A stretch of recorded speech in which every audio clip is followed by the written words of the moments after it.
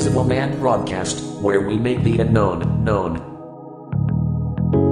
Theory that the attack on the black male by the system of white supremacy, because of its concern about white genetic survival, is what has foundationally caused the collapse of the so-called black family structure, and therefore large numbers of young male children being forced to function without father guidance.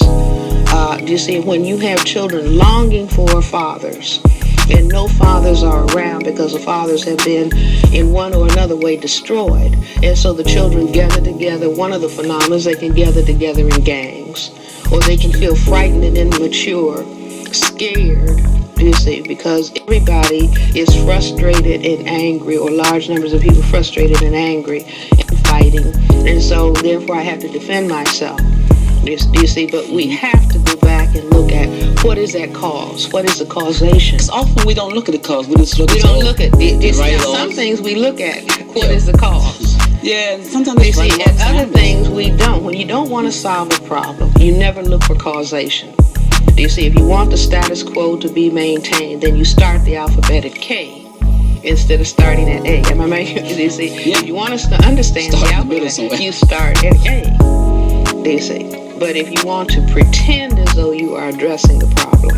You know, that just reminds me a few years ago, this thing with David Kennedy down in Florida. You know, he died from an overdose of drug, and they had all the studies of why David didn't have his father there, and didn't feel his father's love oozing through his hand. Well, by the same token, how many black kids who don't have fathers too, and they don't do no study on them at all? You see, if anybody just looked at the issue, what does a male child feel?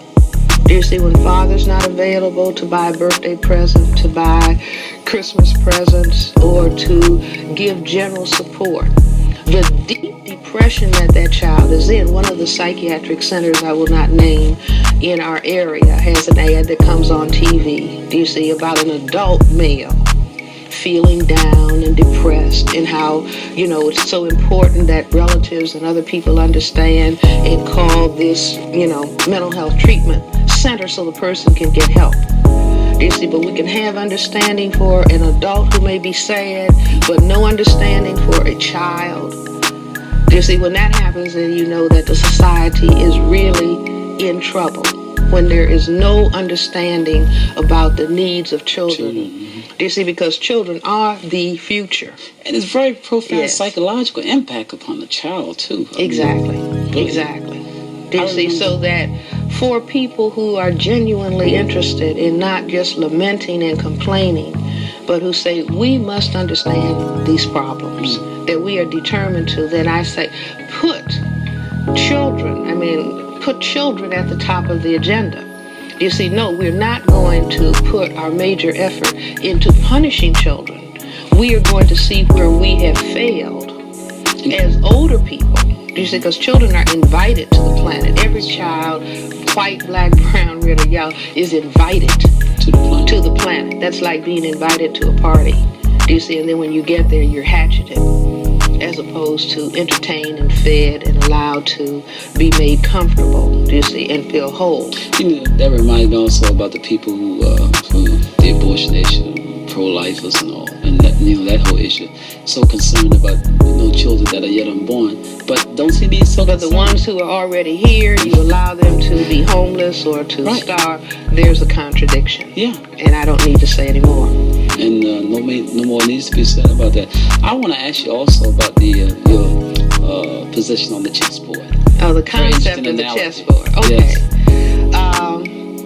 I'm not a chess player, but, you know, I read about chess and understand the concept in the game, and I say that anyone who is interested in understanding the issue of racism, white supremacy, should understand the concept of the chessboard. Because when people sit down, I mean, they have chess tournaments, international chess tournaments, and people play chess without hating their opponent, you see. But for a given game, somebody is playing the white side of the chessboard and the other party is playing the black side of the chessboard. White always moves first, so that would be analogous to white supremacy or the domination of people of color that would be on the black side of the chessboard. Now, black people heretofore have been saying, please stop, don't do this, don't do that. You see, it would be analogous to the person on the black side of the chessboard saying to the person on the white side of the chessboard, don't move against my position. Do you see? But if you understand chess and you understand, no, that position, do you see, the white king moving to checkmate the black king is the name of the game. And you have to understand. And if you understand that, then you can play the black side of the chessboard playing defense, offense. You can play the victory. Do you see? But if you think you will not win any chess tournaments thinking that you can ask your opponent, it's like on a football field. Do you see? One team asking the other team to help me make points, as opposed to you must analyze, first of all, the game. You must analyze all of the moves on the field or the board that will allow you to progress forward in the presence of a structured opposition. So I suggest that black people move into the 21st century with a comprehensive understanding of chess, do you see, or comprehensive understanding of racism, white supremacy, the necessity for playing for white genetic survival, and then the majority people on the planet who are looked upon as a threat to white genetic survival, do you see, playing the opposite side of the chessboard for justice and peace.